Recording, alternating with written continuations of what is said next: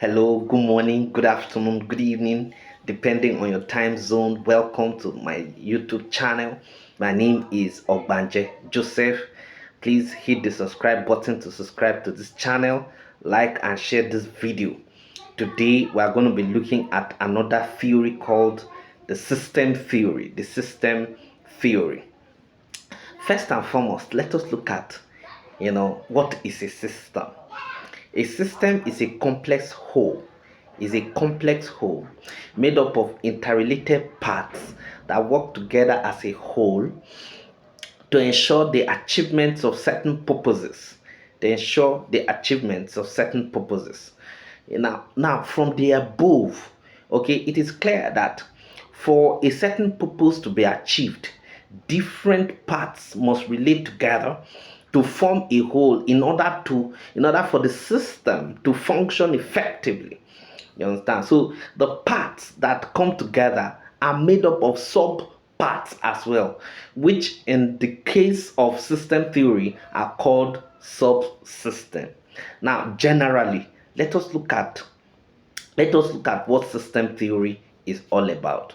Now, the system theory is a theoretical equipment both for looking at political phenomenon on a microscopic level, in which macro analysis can be carried out by providing an opportunity for political scientists to relate to relate, as well the more specific work he is doing to the larger political work. So the theory helps to understand the broad implication of political actions, institutions, and interrelatedness of events rather than their sentiments. Okay, now let us look at the historical antecedents of this system theory. How do we trace the historical antecedents? Okay, now let us look at the history of the system theory. Now, first and foremost, theories are analytical blocks for describing, explaining, and predicting events. Okay, now various theories have been applied to varieties of scenarios. Okay, one of the theories applied to analyze the workings of the international system, okay, as well as political events, political happenings, is the system theory. Now, system theory was initially developed under the name general systems. Okay, now the theory was propounded by biologists called, several biologists, but I'm going to mention just two. I'm talking about Ludwig von Bartholomew and Charles Darwin, before it is being adopted in the social sciences like anthropology, political science, sociology, and all of that.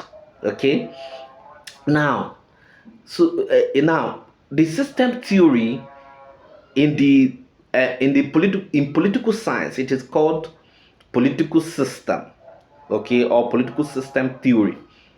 Okay, now in sociology, it is called social system, okay, and all of that. Okay, now let us look at the person that actually popularized this theory in political science. His name is David Easton.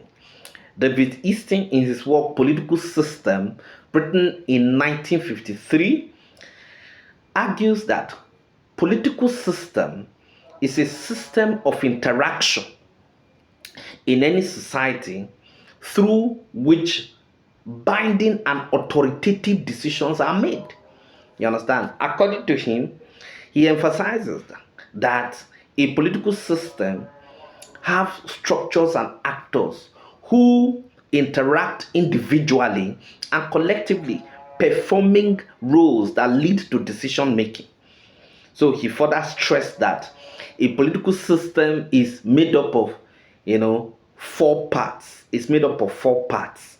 What are the four parts of a political system that he talked about? One input.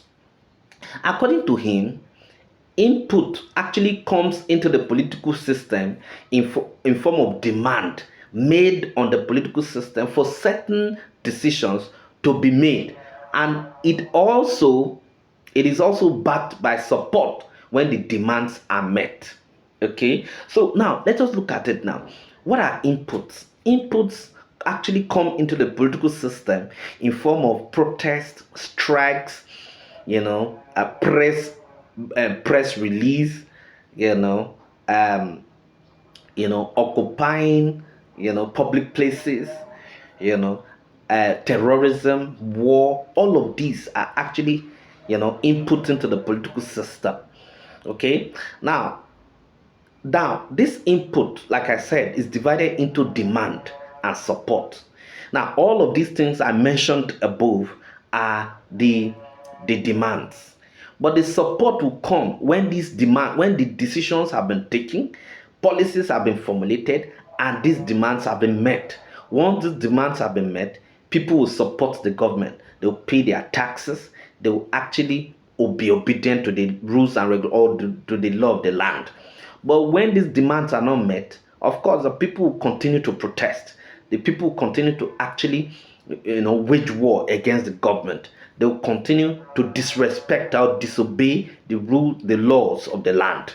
Okay, so number one is input, and I've said input comes into the political system in form of demand and support. Number two is output. This is the outcome of the decisions made on the political system, and it takes the form of authoritative decisions and policies. So the output actually takes the form of decisions and policies. Don't forget that when this demand is made into the political system, it goes into the conversion box, and after this decision, after it has been converted, it will come out like a decision or policy, and which is the output. So output is made up of two things: decisions and policies. Okay, so those are the things. Now we also have number three, conversion process or conversion box.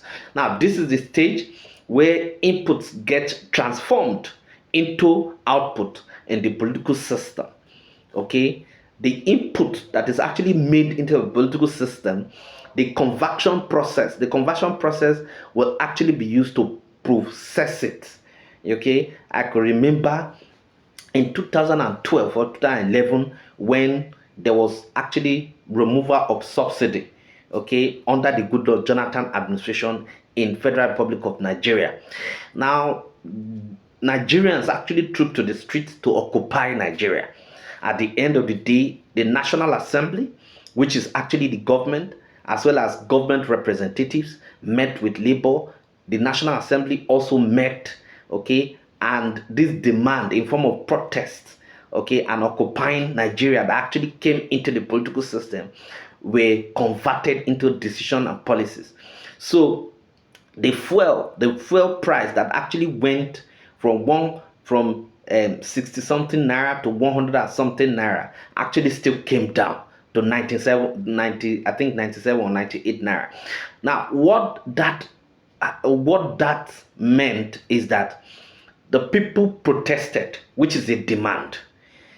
It went into the conversion process, which is the government, National Assembly, the executive meeting, to now say this demand that these people have made, what do we do about it? At the end of the day, they came up with a decision to now reduce the price of the fuel pump price.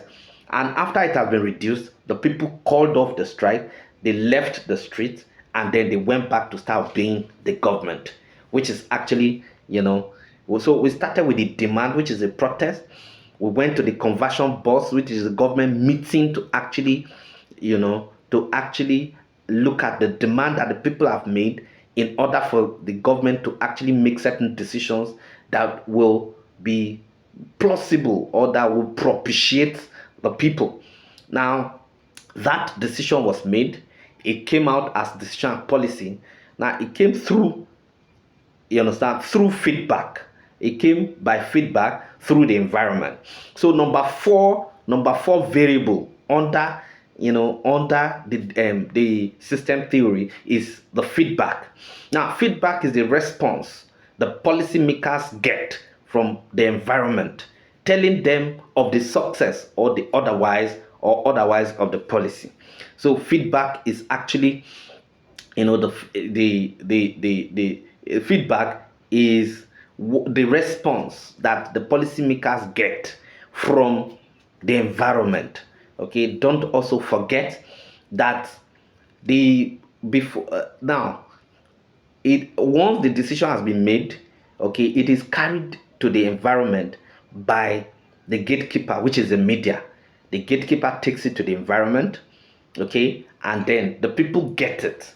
Once they get the information from the gatekeeper through the environment, now they will now feed back the government. They give feedback to the government by calling off the strike, supporting the government, and all of that. You understand? So, for stability to be maintained in every political system, okay, there is need for the input that are received to be properly converted into output. This will ensure continuity and progress of the system. But when when there is alteration in the input conversion output process, this will lead to system breakdown or decay of the political system. Okay, so those are the things. Now, what is the application of this theory? What is the application of this theory?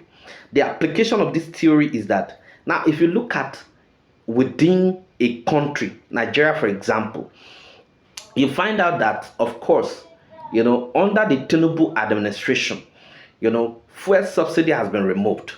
And so people are actually languishing in, people are languishing in hardship. And so labor, the organized labor is actually planning to go on strike. Now that strike that they are going to go is actually the demand into the political system. Over time, the government will also sit down and say, Kai, this thing, what do we do about it? Now, the process of saying what do we do about it is actually the conversion process. At the end of the day, they will now say, okay, let us bring out palliatives. Let us actually bring out verifiable palliatives that will actually cushion the effect. Once these palliatives have been provided, that is actually decision and policy of the government. If it is okay by labor, by the Nigerian people, they'll call off the strike, okay, and then they'll start obeying the rules and regulations. But let us look at the international system, for example. Now, if you want to actually look at it from the international relations perspective, you find out that the world is divided into global south, okay, and global north. The global south have actually been weaker countries in the third world that have been marginalized in every way you can think of. They have been marginalized in every way you can think of. And that is why there is a call for a new international economic order.